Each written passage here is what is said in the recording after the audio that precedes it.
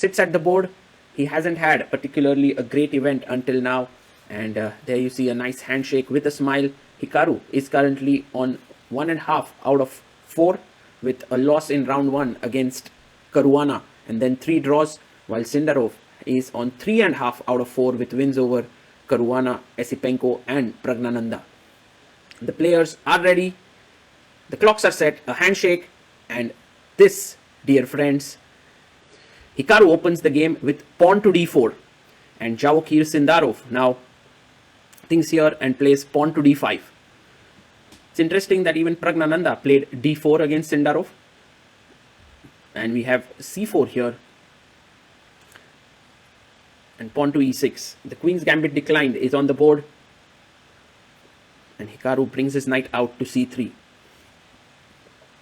Bishop e7 is what Javokhir played against Prag, and then they had a queen's gambit declined with bishop f4 line, but here he goes for the triangle setup with c6, d5, e6.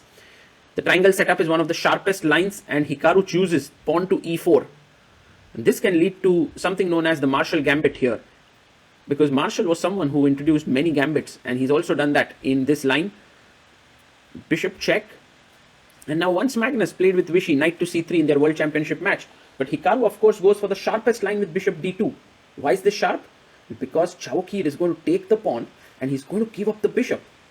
Takes, and now you're going to pluck the knight, queen takes e4, and what you will see is that white has lost a pawn, but in return has this beautiful dark squared bishop and all the dark squares that are weak. So first knight a6, hitting the bishop. Now the bishop can choose between these two squares usually.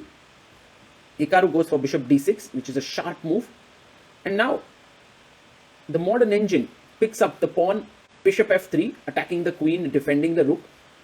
Note that black is already 2 pawns up, queen comes up to g5, and now you bring your knight out. So white is banking on their superior development. And now knight e7 and knight h6, these are the moves.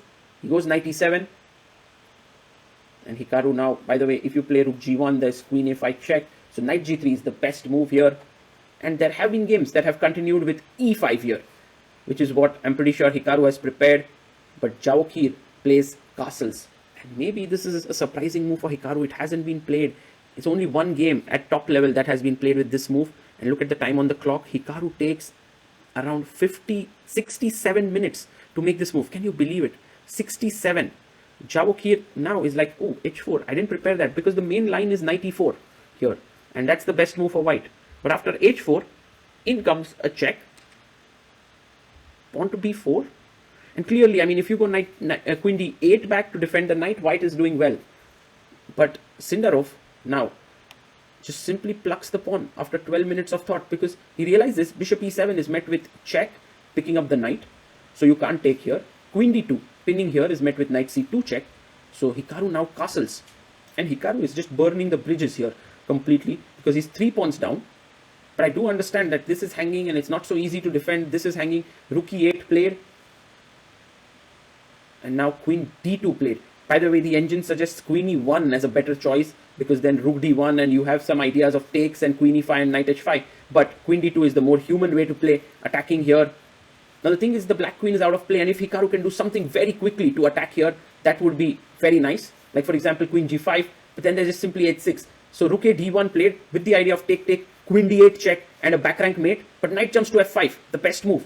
Javokhir finds it, and now you have to take knight takes f5. There's no other way. So knight takes on f5, and then pawn takes f5, and now queen to f4. That is how maybe Hikaru tries. So with 3 pawns down, what is white's compensation? A good bishop here and another good bishop here. That's all. But Javokhir is like, I'm going to methodically eliminate all of these things.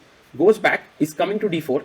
King h1 by Hikaru, maybe not the most accurate. A better try would have been king h2, because later on the rook could come to e1 when the rook moves up. So knight d4, now imagine the king was on h2, you could actually sack. But here, rook e1 becomes an idea later. Rook g1 very quickly played by Hikaru, threatening to take on g7. Maybe a perpetual there, but g6, Sindarov is like, no chances. Hikaru, I'm not going to let you sack on g7. Bishop d5, 14 minutes 58 seconds for Hikaru, 55 minutes for Sindarov. Bishop d5 putting pressure here and here. And now bishop e6 offering a trade. If bishop takes b7, then just rook a d8, bringing the rook into the center. Oh, not even that. He goes knight e2. He's forking the two pieces. I would be a little bit scared with all these dark squared weaknesses, but queen d2, he's going for a trade. I was wondering if queen h6 made any sense, but there's queen c3, just completely taking control of this diagonal.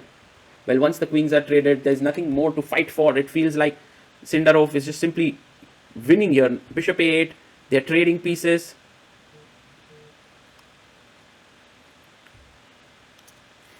Takes. King takes, and while there is opposite colored bishops and something to fight for after rook d8, it's clear there's nothing. Hikaru has to trade the rooks with bishop f4, and Sindarov takes. Bishop d2, and now just bishop takes pawn. Bishop e3, he attacks the pawn on c5. And now another pawn bites the dust, takes on c5.